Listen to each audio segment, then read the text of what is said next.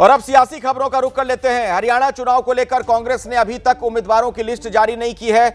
लगातार बैठकों का दौर चल रहा है। आज शाम फिर से कांग्रेस की केंद्रीय चुनाव समिति की बैठक है। सूत्रों के हवाले से एक बड़ी खबर यह कि कांग्रेस पार्टी के अंदर हुड्डा, सैलजा और सुरजेवाला के गुट में सहमति नहीं बन पा रही है। देरी की एक वजह यह हो सकती है, पार्टी चाहती है कि टिकट के बाद बगावत को सीमित किया जाए, लेकिन गुटबाजी चरम पर है। जो क्षेत्रीय क्षत्रप हैं वो अपने अपने गुट के लोगों को टिकट दिलवाना चाहते हैं और ये एक बड़ी वजह हो जाती है कहीं भी कि टिकटों को लेकर देरी हो जाती है। हरियाणा में कांग्रेस की लिस्ट पर अभी भी सस्पेंस है और इसके पीछे की बड़ी वजह जो सामने आ रही है, जो बताया जा रहा है, जो वहां पर अलग अलग गुट हैं, चाहे वो हुड्डा वाला गुट हो, सैलजा वाला गुट हो, सुरजेवाला का हो, सहमति नहीं है उनमें। इसी खबर पर ज्यादा जानकारी के लिए मैं आपको जैनेंद्र के पास ले चलता हूं। मेरे सहयोगी आपको नजर आ रहे हैं, सचिन भी हमारे साथ जुड़े हुए हैं, उनके पास भी चलेंगे। लेकिन जैनेंद्र, पहले आप ही बता दीजिए कि ये जो देरी हो रही है इसके पीछे वजह क्या है? सीधा मतलब क्या ये निकालें कि सब कुछ ठीक नहीं?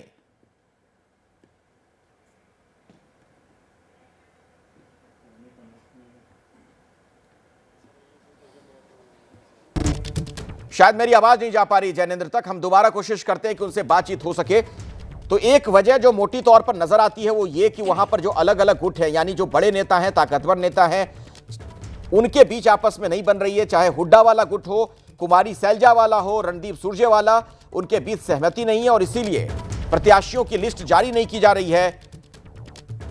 आपको पता है कि हर तरफ से, हर खेमे की तरफ से यह कोशिश की जाती है कि उनके लोगों को ज्यादा से ज्यादा टिकट मिले, उनके पक्ष के एमएलए ज्यादा जीत कर आए ताकि कल को सीएम पद पर दावेदारी जताई जा सके। और यह एक बड़ी वजह हो सकती है कि लिस्ट आने में देरी हो रही है। कल ही यह लिस्ट आ जानी चाहिए थी। जैनेंद्र, अगर आप मुझे सुन पा रहे हो जरा बताइए, देरी हो क्यों रही है? जी अखिलेश, माफ करिए, सबसे पहले तो बिल्कुल कांग्रेस की लिस्ट आने में देरी हो रही है। उसकी दो तीन वजह हैं। पहली वजह यही है कि जो प्रमुख कैंप हैं, हुड्डा कैंप, सैलजा कैंप और सुरजेवाला, और कैंप क्या कहें, ये बेसिकली ये तीनों नेता, इनमें आपसी सहमति नहीं बन पा रही है। ये सबसे बड़ी वजह है देरी की। इसके अलावा कांग्रेस को इस बात की भी आशंका है कि जिस तरीके से खेमेबाजी है और जिस तरीके से कांग्रेस के पक्ष में एक माहौल है, बड़ी संख्या में दावेदार हैं और ऐसे में टिकट तो एक को मिलेगा, बाकी लोग बागी हो सकते हैं। तो वो कांग्रेस बहुत कम समय देना चाहती है बागियों को, ये भी वजह है देरी की। और इसके अलावा अखिलेश, कांग्रेस ये भी चाहती है कि जो पहली लिस्ट आए उसमें कम से कम 60 से 70 नाम आए। चूंकि इतने ज्यादा नामों पर सहमति फिलहाल नहीं बन पाई है, 2 सीसी हो गई, एक सब कमेटी की मीटिंग हो गई, लेकिन आम सहमति बड़े नेताओं में नहीं बन पाई है। ये वजह है देरी की। और इसके अलावा एक अहम वजह है ये भी कि जो आम आदमी पार्टी के साथ गठबंधन में सीटें तय होनी है, उसको लेकर भी तस्वीर साफ नहीं है। तो ये 4-5 प्रमुख वजह हैं जिसकी वजह से कांग्रेस की लिस्ट आने में देरी हो रही है। आज शाम 5 बजे कांग्रेस सीईसी की एक और बैठक है। संभावना आज भी कम ही लग रही है कि कांग्रेस की पहली सूची आएगी। जैनेंद्र, आप जो बता रहे हैं उसी से जुड़ी एक खबर दर्शकों तक पहले मैं पहुंचा दूं, उसके बाद आता हूं फिर आपके पास। कांग्रेस और आम आदमी पार्टी के बीच भी गठबंधन को लेकर चर्चा गर्म है, लेकिन अभी तक सीट शेयरिंग का ऐलान नहीं हुआ। सूत्रों के हवाले से खबर यह कि आम आदमी पार्टी 10 सीटें मांग रही है, जबकि कांग्रेस सिर्फ 5 सीटें देने को तैयार है। आम आदमी पार्टी जिंद की सीट मांग रही है, लेकिन यहां से सुरजेवाला अपने करीबी को लड़ाना चाहते हैं।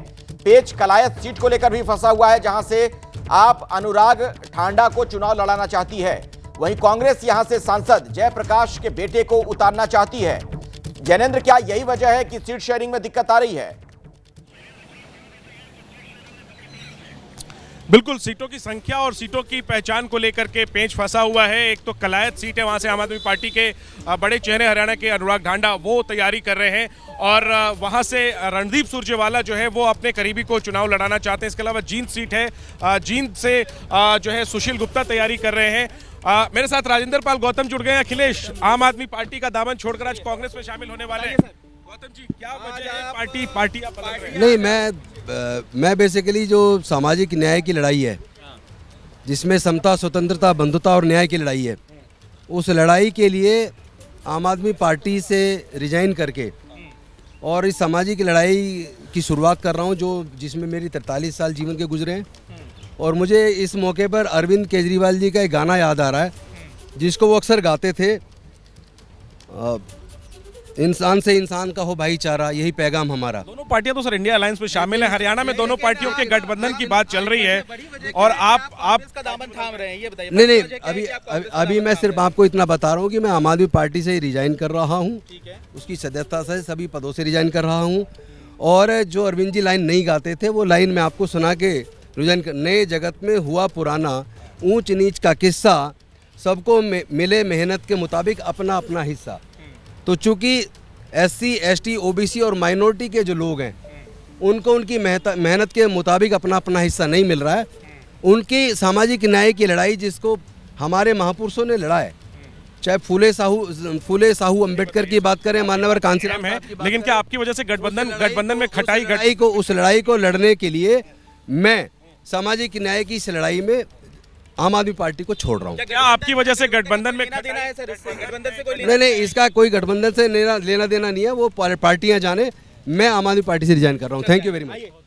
तो राजेंद्र पाल गौतम जो आम आदमी पार्टी का एक दलित चेहरा है, केजरीवाल सरकार में मंत्री भी थे, वो आज कांग्रेस में शामिल हो रहे हैं। एक झटका है दिल्ली में। लेकिन अखिलेश, बात हम हरियाणा की कर रहे थे। हरियाणा में कांग्रेस जो है आम आदमी पार्टी को 5 सीटों का ऑफर दे रही है। आज शाम CEC की जो बैठक होगी उसके बाद तस्वीर साफ हो जाएगी। अगर सहमति बन गई तो कल तक ऐलान हो सकता है। आम आदमी पार्टी कुरुक्षेत्र और कुरुक्षेत्र और सिरसा लोकसभा क्षेत्र में ज्यादा विधानसभा की सीटें मांग रही है, क्योंकि उन सीटों पर कांग्रेस के अपने दावेदार भी हैं, अपने छत्रप भी हैं। यही वजह है कि कांग्रेस को तय करने में मुश्किल हो रही है। जयेंद्र, मैं आऊंगा आपके पास, फिर से लौटूंगा, लेकिन हरियाणा के चुनावी दंगल में कांग्रेस की ओर से खिलाड़ी भी मैदान में उतरने वाले हैं। पहलवान विनेश फोगाट और बजरंग पूनिया आज कांग्रेस में शामिल होंगे। सूत्र हमें यह बता रहे हैं कि विनेश फोगाट चुनाव लड़ेंगी और बजरंग पूनिया पार्टी के लिए प्रचार करेंगे। तो आपको बता दें, विनेश फोगाट को लेकर कहा जा रहा है कि वो चुनाव लड़ेंगी, जबकि बजरंग पूनिया पार्टी के लिए प्रचार करेंगे। तो क्या बजरंग पूनिया चुनाव नहीं लड़ेंगे, यह सवाल है। आज दोनों ही कांग्रेस में शामिल होने वाले हैं। तो अभी की बड़ी खबर आपको बता दें, ये दोनों पहलवान अब कांग्रेस की ओर से चुनावी मैदान में ताल ठोकेंगे। कांग्रेस में शामिल होंगे विनेश फोगाट और बजरंग। विनेश फोगाट चुनाव लड़ सकती हैं, जबकि बजरंग पूनिया को लेकर खबर यह है कि वो प्रचार करेंगे। और अब बात कर लेते हैं बीजेपी की। हरियाणा में बीजेपी ने पहली लिस्ट तो जारी कर दी, लेकिन लिस्ट के बाद बागियों ने बीजेपी की दिक्कतें बढ़ा दी।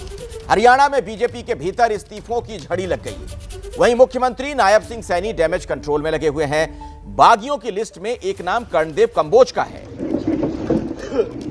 कल मुख्यमंत्री नायब सिंह सैनी रादौर विधानसभा के मंधार गांव पहुंचे। कवायद थी कि कर्णदेव कंबोज को मना लें, लेकिन कर्णदेव कंबोज ने मुख्यमंत्री से हाथ तक नहीं मिलाया। हरियाणा में अब तक 20 से ज्यादा नेता इस्तीफा दे चुके हैं और कंबोज का गुस्सा आप साफ तौर पर समझ सकते हैं। नायब सिंह सैनी ने उनकी तरफ हाथ बढ़ाया मिलाने के लिए, लेकिन वो सिर्फ नमस्कार करके हाथ जोड़कर वहां से आगे निकल गए। और इसी से कड़वाहट का अंदाजा आपको मिल जाएगा कि दिलों में दूरियां कितनी बढ़ चुकी हैं। भले ही बीजेपी के भीतर कुछ भी चल रहा हो, लेकिन मुख्यमंत्री से लेकर बीजेपी के बड़े नेताओं का दावा यह कि जल्द ही सभी नेताओं को मना लिया जाएगा। प्रदेश में तीसरी बार बीजेपी की सरकार बनेगी।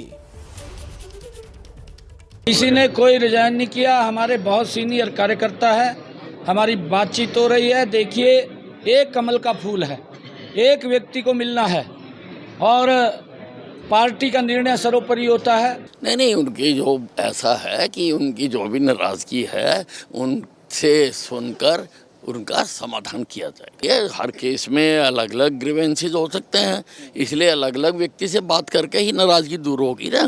किसी एक पैमाने से तो सबकी नहीं हो सकती है। चेक किए जा रहे हैं, बिल्कुल उसी वक्त हमारे जो लीडर्स हैं वो उसी वक्त अपने काम पर लग गए हैं। हमने सभी समय अपने जो भी कार्यकर्ता संगठन में लगे हुए इनका ध्यान और इनका मान, इज्जत, सम्मान हमने किया है।